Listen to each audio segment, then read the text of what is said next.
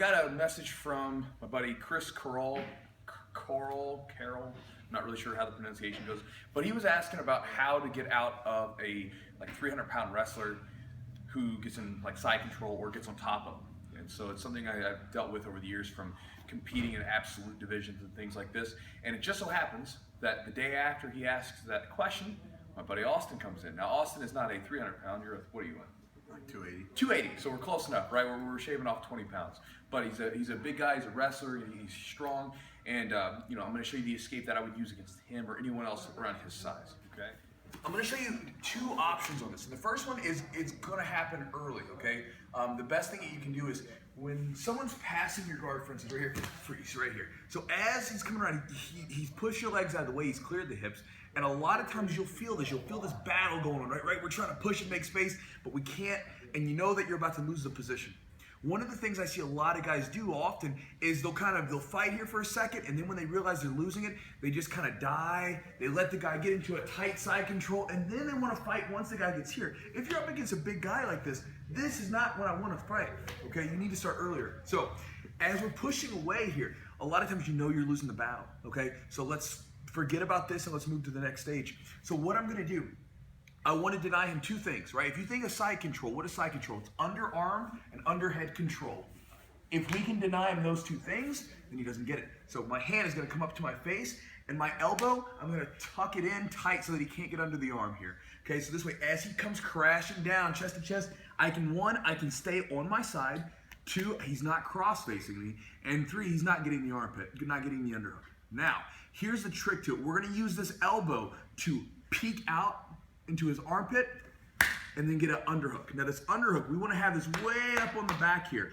If I grab like his shoulder here, he does it instinctively. He's gonna overhook and just keep me flat. But if I get this deep grip on the lat, if he tries to overhook, it's very difficult. And we can use this little flip of the elbow. See, check this out. Go put some pressure on Austin right here on with that overhook here. Boom. We can flatten him out with that, okay? Now, once we get the underhook, there's a couple different things we can do. One, I can hip escape, come up to my elbows and my knees. I can try to fight this position, but he's a big guy, so I'm probably just gonna shoot back into some sort of guard position. And then the other option would be, once I get the underhook, to hook the leg and push. And to me, this is where I would want to play on a big guy as a half guard, because my chances of coming out the back door are way better, okay? So again, Austin's passing my guard. I'm turning, I'm fighting here, but he's strong, he's coming down, I'm losing the position. Get to your side, lean forward, again, block in the face so that he does not get his underhook or get the cross face in your face. And then here, make sure he does not get the underhook. Now, peek out with the elbow. Don't try to use your hand. Peek out with the elbow. Deep underhook. Try to grab the lat. From here, we can hip escape, go belly down up to your knees, and shoot back into a full guard or half guard position. Alternatively, for here, we have the underhook.